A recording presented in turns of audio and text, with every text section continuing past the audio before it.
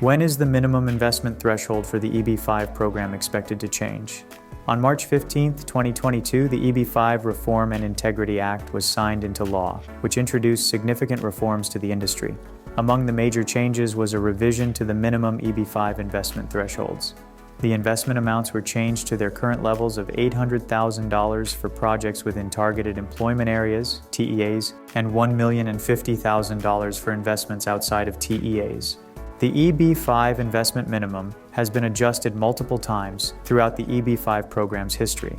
The program was created by Congress in 1990 with the Immigrant Investor Pilot Program, which established EB-5 regional centers, introduced shortly after in 1992. The original minimum investment thresholds were $1 million for standard investments and $500,000 for TEA projects.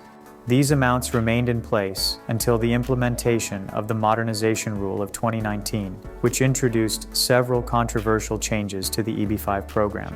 The most notable of these being the 80% hike in minimum investment thresholds. The minimum amount for standard projects went from $1 million to $1,800,000 overnight. For TEA investments, the minimum threshold jumped from $500,000 to $900,000. The modernization rule did not last long, however, with its implementation on November 19, 2019, followed by repeal about 7 months later on June 22, 2021. Naturally, all changes brought with it were rescinded upon its repeal, dropping the minimum investment thresholds back to their pre-rule levels. As mentioned earlier, the EB-5 Reform and Integrity Act brought the minimum investment amounts to their current levels in March of 2022. Moreover, beginning January 2027 and every 5 years thereafter, the minimum investment thresholds will be adjusted to account for inflation.